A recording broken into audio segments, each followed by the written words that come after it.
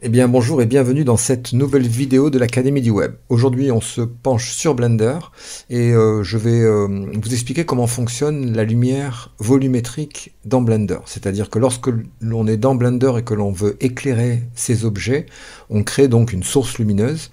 Et par défaut, que l'on soit sur Eevee ou sur Cycles, eh bien en fait, on ne peut pas visualiser directement les rayons lumineux. Donc cet éclairage volumétrique, c'est ce qu'on va faire ensemble. Donc je vais tout de suite lancer mon Blender. Donc j'ai supprimé tous les objets. Et on va faire un rapide petit tour de la configuration. La seule chose que j'ai activée, c'est le moteur de rendu Eevee. Et ensuite, on pourra le faire également sur le moteur Cycles.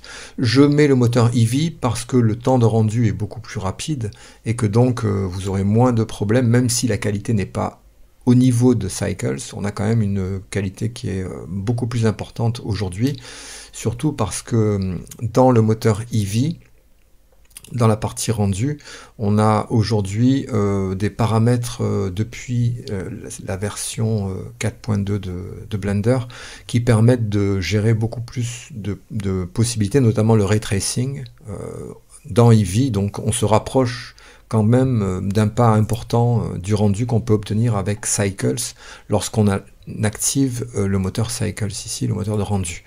Alors pour la lumière, donc je vais créer un cube dans ma scène. Voilà, un cube comme ceci. J'ai aucune lumière, donc pour l'instant le cube n'est pas éclairé, donc il n'apparaît pas. Alors je vais juste le bouger d'une unité, voilà, pour le poser sur le sol. Et je vais créer aussi de la même manière un sol, que je vais mettre à la taille, comme ceci. Voilà. Et donc j'ai un cube posé sur un sol qui pour l'instant n'est pas éclairé. Alors lorsque je crée une source lumineuse, donc une source lumineuse, on trouve les lumières dans le menu Light, on a 4 sources lumineuses différentes, et on va faire le tour de ces 4 sources lumineuses.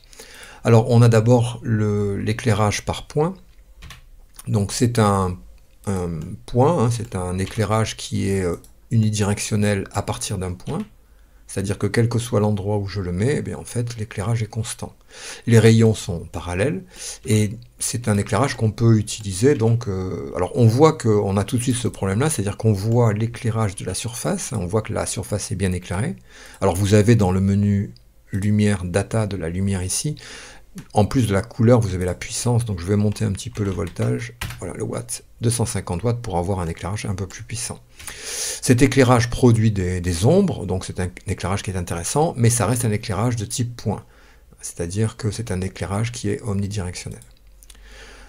Pour contrer ça, hormis le fait qu'on a également un éclairage de type soleil, où là on va plutôt gérer un soleil qui va avoir un angle par rapport à l'horizon, je vais passer sur celui-ci que je n'utilise quasiment jamais. On a un éclairage de type spot, qui est lui aussi intéressant puisqu'il va permettre d'avoir une source et ensuite de projeter sur une forme circulaire, dans le radius ici, un éclairage. Donc là, on peut gérer la taille en degrés, voilà l'angle d'éclairage de cette source lumineuse. Et également, on a une notion de blend, c'est-à-dire qu'on a la fusion des limites d'éclairage du cercle qui est projeté sur la surface 3D, qu'on peut venir modifier, si fait que à partir de là, on peut avoir des ombres, enfin ça va gérer, si vous voulez, la qualité, la dureté de la lumière.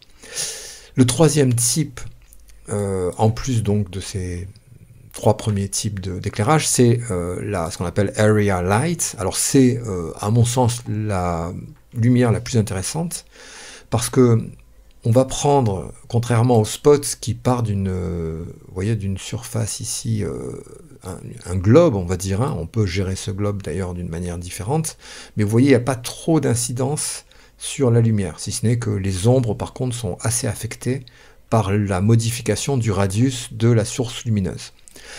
Dans la lumière Area Light, l'avantage de cette lumière-là, c'est que ça va prendre en fait en considération la taille de l'émission. C'est-à-dire que la taille qu'on a ici, de la lumière, ici pour l'instant on a une toute petite source lumineuse, on peut venir la modifier. Et comme une softbox, hein, pour les photographes, eh bien, elle va avoir une incidence sur la façon dont les objets vont être éclairés.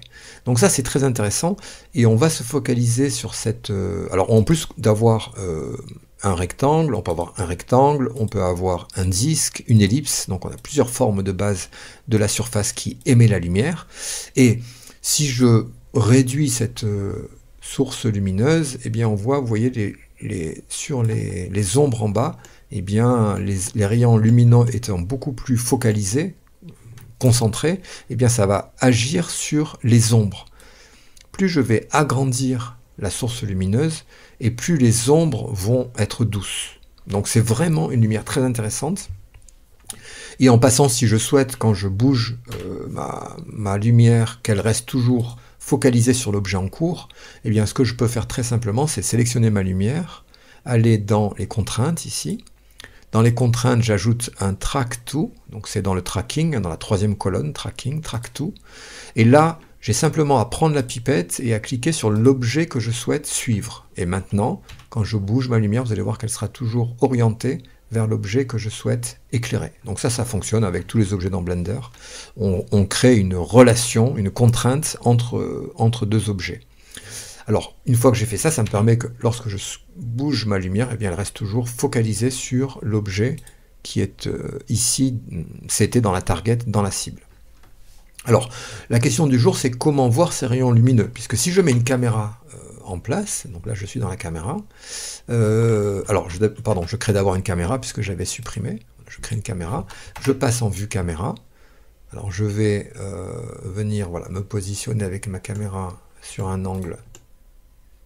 Alors si vous voulez faire comme moi, c'est-à-dire lorsque vous avez sélectionné un objet pour voir tourner autour de l'objet sélectionné, si je prends la lumière, je tourne autour de la lumière, si je prends le cube, je tourne autour du cube. Vous pouvez aller dans les paramètres, dans le menu édition, préférences, navigation, et là vous avez tout de suite la première checkbox qui est orbiter autour de la sélection.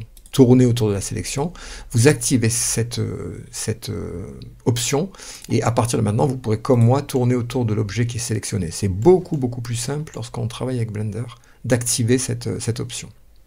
Alors, ok, ma lumière, mon objet est éclairé, ma surface, mon sol réfléchit l'ombre, projette l'ombre de mon cube, mais si je fais un rendu avec F12, eh bien, je n'ai pas de rayon lumineux. Donc, la lumière volumétrique, c'est ce qu'on va essayer de mettre en place ensemble.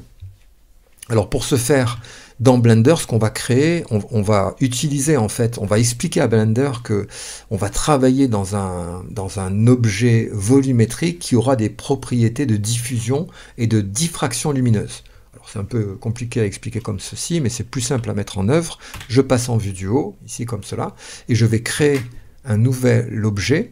Je vais prendre un cube, et je vais grandir ce cube de façon à englober tous les objets de ma scène. Comme ceci, hein, donc je n'ai pas peur de mettre un grand cube. Voilà, donc ça veut dire qu'à présent, si je passe en menu ici, fil de fer, on a dans ce cube, alors je vais prendre aussi ma caméra, donc je vais augmenter la taille de mon cube en Y pour mettre ma caméra à l'intérieur. Voilà, donc là la caméra SX, je vais l'augmenter aussi en largeur. Voilà, donc là j'ai bien maintenant, dans cet environnement, la caméra qui est intégrée dans mon cube, la lumière qui est à l'intérieur du cube et mon cube. Donc, je repasse en mode caméra, je repasse en mode rendu. Voilà, donc là on est bien à l'intérieur de ce cube. L'idée, ça va être de ce cube-là, de venir dans les matériaux, ici, hein, l'avant-dernier petit icône, matériaux, de créer un nouveau matériau pour ce cube. Alors, un matériau, si je change là, vous voyez que ça va changer la surface du cube. Hein, c'est-à-dire je pourrais rendre ce cube réflectif, etc. Mais c'est pas ce qu'on va faire. Ce qu'on va faire, c'est que dans l'onglet surface, on va le retirer. En fait, on va supprimer la surface. Et vous allez vous diriger juste au-dessous, dans le volume. Alors le volume, c'est quoi? C'est un shader, c'est-à-dire c'est un moyen d'appliquer une texture volumétrique à un objet. C'est-à-dire qu'on ne va pas travailler la surface de l'objet, on va travailler le volume de l'objet, c'est-à-dire le volume en 3D de cet objet-là. Quand on clique sur le petit point vert qui se situe dans la partie volume, on accède à tous ce qu'on peut mettre comme type de shader sur un volume. Nous, les deux qui nous intéressent, c'est les deux derniers. L'absorption volumétrique et la dispersion volumétrique. En anglais, donc l'absorption volumétrique, et scatter, c'est la dispersion volumétrique. Et je vais prendre la dispersion volumétrique, voilà, comme ceci. Alors, je vais désactiver mon plancher. On voit que là, globalement, avec les paramètres par défaut, eh bien, on ne voit plus rien. Alors, je peux être tenté de prendre sur mon area light, d'aller augmenter la puissance en watts de ma lumière. Je vais passer à 1500 watts, je vais passer à 5000 watts. On voit qu'il y a, pour l'instant, même si je fais un rendu, on n'a absolument aucune information qui est visible. Alors la raison de ça, c'est que on a mis à ce cube que j'appelle environnement volumétrique, hein, pour savoir ce que c'est exactement. Voilà. On a une densité, donc c'est le paramètre qu'on a sous le shader Volume Skater. On a une couleur, une densité et une anisotropie. Alors, l'anisotropie, c'est l'angle des rayons, de diffraction des rayons. Bon, ça, on ne va pas toucher. Par contre, la densité, c'est la densité de dispersion.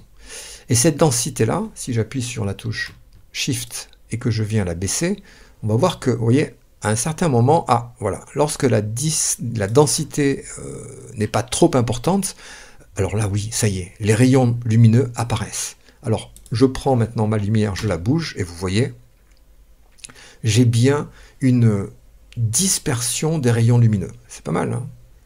Et qui sont, d'ailleurs, je peux la mettre ici, par exemple, je peux changer mon angle de vue, et vous voyez qu'on est carrément illuminé par cette lumière de type Area Light. Je peux changer la taille, et vous voyez que ça va agir sur... Il y a plusieurs paramètres qui vont être modifiés lorsque je fais ça, hein, puisqu'on a un lien direct entre la taille de la softbox, on va dire, et la façon dont ça éclaire la scène. On voit qu'il y a... Vous voyez, si je change ici en dimension rectangulaire, en X et en Y, je peux avoir une influence sur la façon dont les rayons, avec le filtre, sont diffusés dans ma scène.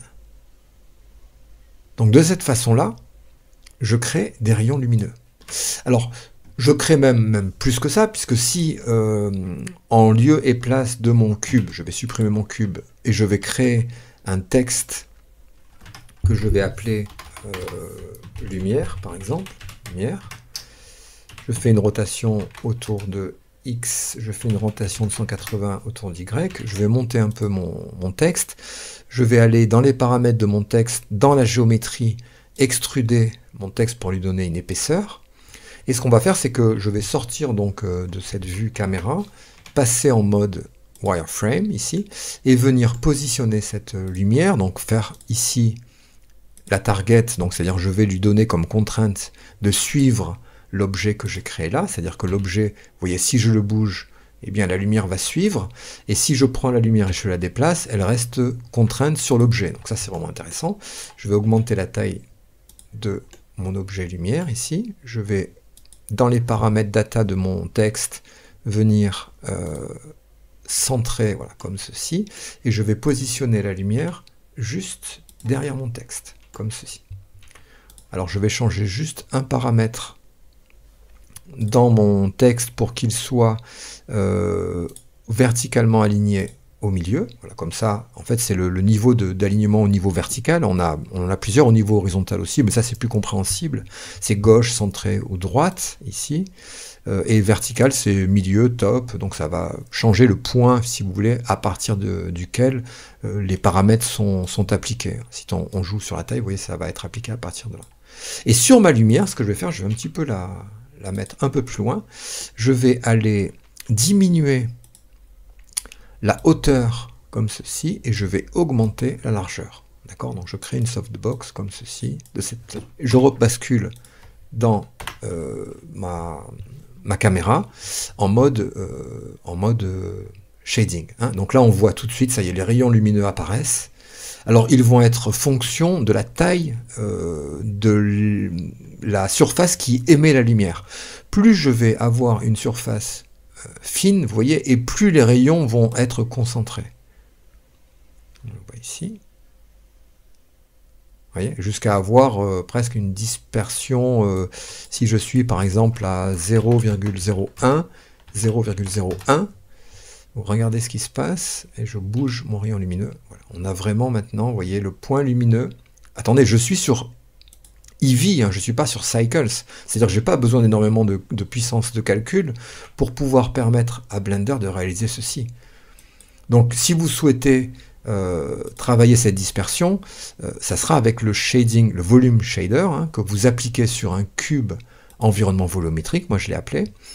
Et une fois qu'il est appliqué, eh bien alors, l'anisotropie, c'est la direction, voilà, des rayons lumineux eux-mêmes, vous voyez. Donc on fait en direction, on peut les gérer un petit peu comme on le souhaite. Et on a la couleur ici qui permet, alors attention, c'est la couleur d'absorption, c'est-à-dire comment comprendre ça, c'est-à-dire que si je prends un bleu, en fait, ça veut dire que les bleus vont être absorbés par le volume, l'absorption, le scatter, pardon, shader, et donc il faut prendre la composante complémentaire de la couleur. La complémentaire, on la trouve toujours dans le digital, hein, que ce soit sur Photoshop, sur n'importe quoi, à 180 degrés. Or, si on est à 30 degrés ici, plus 180 degrés, on tombe là. Donc là, on voit que l'émission maintenant lumineuse est dans les couleurs jaunes. Si j'avais pris le vert, eh bien, on aurait un rose. Vous voyez, puisque l'absorption de la couleur qui est absorbée, c'est le vert. C'est très intéressant pour pas mal d'effets différents. Et pour le coup, donc, ça me laisse passer la complémentaire. Donc, le rouge laissera passer le bleu. Donc, vous voyez, il n'est pas nécessaire. Hein, si je sors, vous voyez, de mon cube volumétrique, j'ai la couleur rouge. Si je rentre, la couleur rouge est absorbée et j'ai la couleur bleue. Donc, c'est un moyen, ce shading, d'avoir ce qu'on appelle des God Rays, hein, des rayons de Dieu, ça s'appelle comme ceci, qui permettent, avec plusieurs lumières, d'avoir un effet assez intéressant. Ça, c'est le volume scatter. Ensuite, deuxième partie, c'est le deuxième shader de volume, qui est le volume absorption. Alors, celui-ci, je vais le basculer, volume absorption. Et là, lui, en fait, alors je vais repasser en couleur neutre, ici. C'est un shader qui va permettre d'absorber la lumière. C'est-à-dire que là, globalement, il ne se passe pas grand-chose. Mais si je monte, vous voyez, la densité d'une façon importante, toute la lumière est absorbée. Alors c'est un petit peu l'absorption volumétrique intéressant pour tout ce qui est fog, etc., puisque c'est quelque chose qui est uniforme, et on peut, suivant les paramètres qu'on va renseigner ici, absorber un certain nombre de couleurs qui vont être absorbées, vous voyez, comme ceci. Donc ça, c'est plutôt pour tout ce qui est fog, etc. Alors on travaille ça généralement avec des valeurs très faibles, hein, puisque voilà, on va faire ça, et ça va absorber dans le volume, eh bien, les différentes composantes volumétriques. Donc je dirais que moi, personnellement, j'utilise beaucoup le deuxième, c'est-à-dire le volume scatter, puisqu'il me permet tout de suite, voilà, d'avoir des environnements lumineux vraiment intéressants, à un coût très bas en termes de calcul. Bon, même si j'ai une bonne carte graphique, mais voilà, on peut faire des effets assez intéressants avec ce volume scatter. Donc globalement, voilà, j'ai voulu commencer à parler de la lumière parce que c'est un sujet qui est complexe, parce que les lois physiques sont complexes et que les logiciels tentent du mieux qu'ils peuvent eh bien de faker, de nous donner des outils pour gérer ça. Si vous avez des questions, c'est dans les commentaires, et je vous dis à bientôt pour une nouvelle vidéo de l'Académie du Web.